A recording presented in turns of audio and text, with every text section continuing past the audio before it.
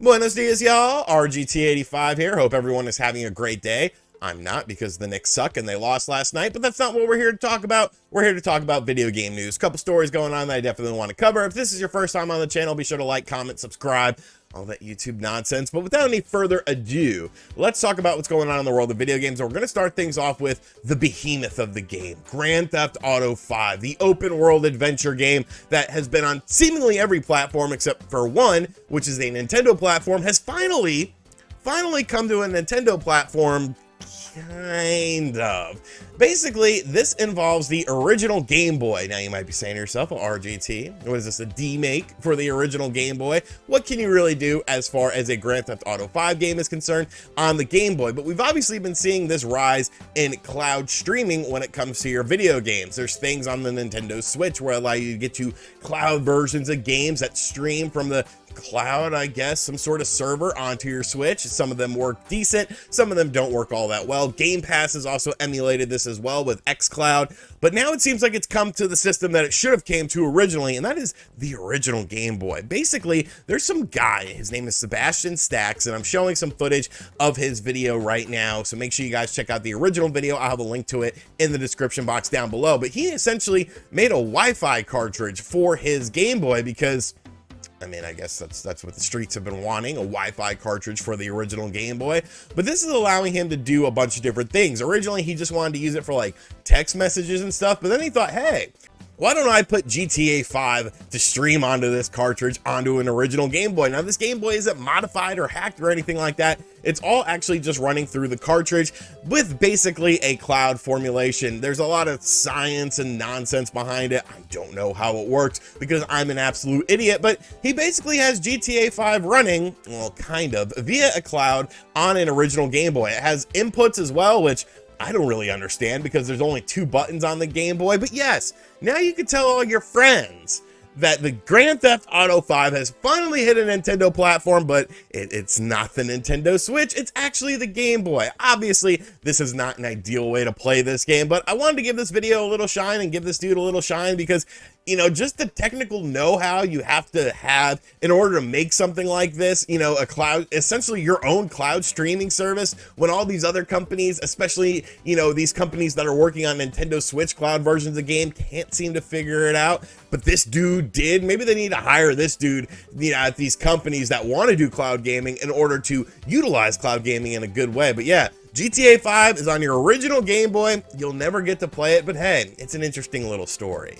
Next up, we have some Star Wars news to talk about. Star Wars, nothing but Star Wars, nothing but Star Wars. Da, da, da, da. Now, I'm not the biggest Star Wars fan in the world. The original trilogy is my jam. You know, the Phantom Menace stuff, the Darth Maul stuff, that was okay. Honestly, I haven't even really checked out the newer movies because, I don't know, whatever. I'm just kind of like set in my ways. If I like something, I like it, and then I don't need to check out other things in order to try and replace that. But Star Wars, when it comes to video games, obviously has been a huge thing throughout the years, whether you're talking about the original games on the Atari 2600, you know, games like Shadows of the Empire, which really expanded upon the universe. There's so many different Star Wars games out there, but recently there's kind of been a lack of Star Wars games. Now, it seems like Disney is actually licensing out Star Wars to other companies to do things, but EA actually just announced today that they are working on 3 different Star Wars games with various branches of their company. So the first game is going to be the next game in the Star Wars Jedi franchise, which obviously,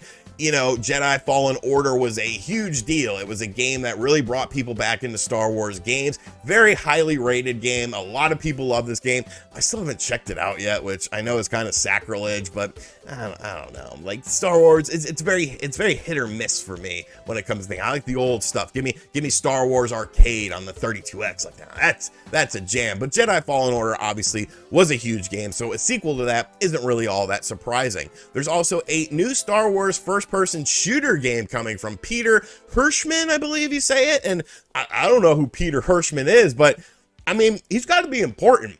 He's got to be important if we're sitting here saying his name alongside of a Star Wars FPS game. Like, yo, this is being done by Peter freaking Hirschman, man. So people are obviously going to be excited for this.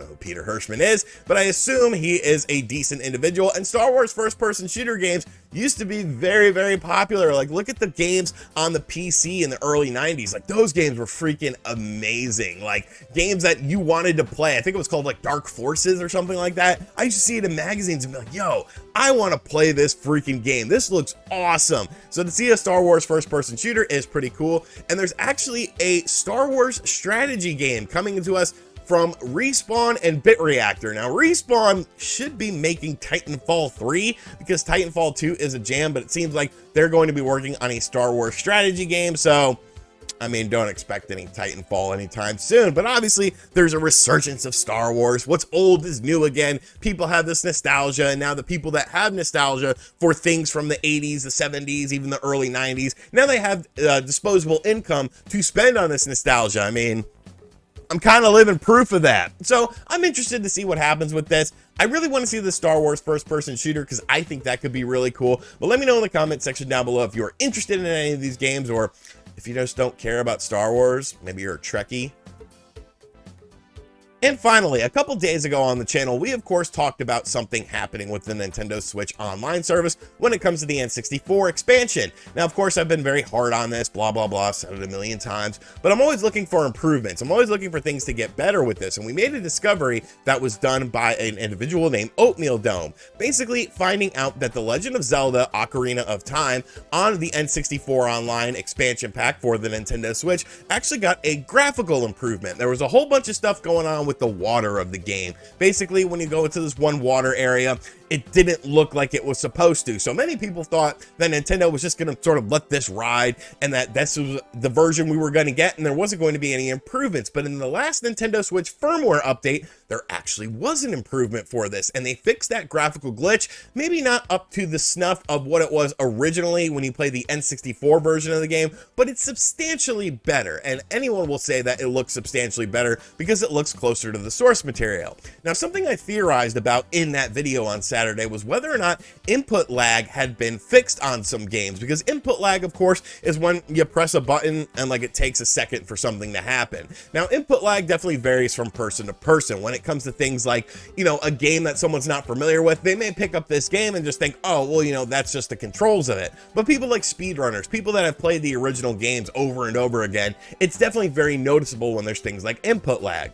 Now, MVG, aka the Bucket Hat Gamer, who looks like he looks like he's gonna sell you like some high quality acid at discount prices. Like, what's up, mate? You want some acid, mate? Like, you know, I don't trust that man in the bucket hat. But he basically made a video saying that he felt that there was some input lag fixes in the firmware update for the game. Well, I actually found a Reddit thread that pretty much confirms that yes, there was more stuff done to this than just the water effect in The Legend of Zelda Ocarina of Time. So basically, there's a Reddit thread done by someone named Dakavak, and he's got a little flag here. I don't know what this means. Does this mean it's cool or something? I don't know. But Dakavak actually did a little test to see the input latency in the Nintendo 64 NSO emulator, and he found out that it's been reduced by about 20 milliseconds. Now, he basically goes in this thread and tells you how he conducted it by basically using an emulator to see, you know, versus the Nintendo Switch Online service version of the game to see if there were any changes made. And he actually came away with the fact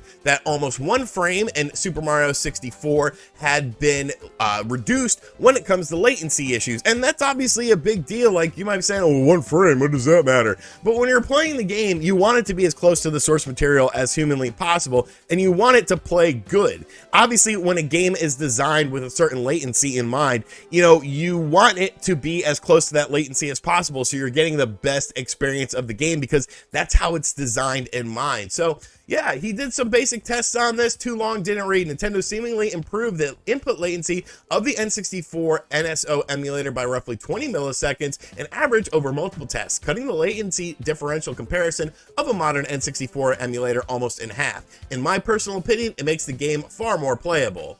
So really, while 20 milliseconds might not be a huge deal to anyone except for people who are very familiar with the game or speedrunners of the game, I really think this tells a different tale. It tells a bigger story that Nintendo is improving this service, and it's something that I honestly didn't expect them to do that. I honestly just expected them to put it out there. Whatever it was, it was. If there was like, you know, something that just made your game crash or something, like maybe they would take a look at that. Obviously the Paper Mario bug is still a thing where you hit a certain tree and it crashes your game, but I didn't expect Nintendo to really fix things as far as input latency and graphical issues in the Nintendo Switch or in the N64 games for the Nintendo Switch. And I really feel like, and I have nothing to back this up, but I really feel like it's the outcry of people, you know, as long as you're respectful and you're like, yo, I don't like this. This needs to be better. This needs to be improved upon. I think companies do take that to heart. Nobody wants, you know, people to think shittily of them. Nobody wants them to not enjoy their products.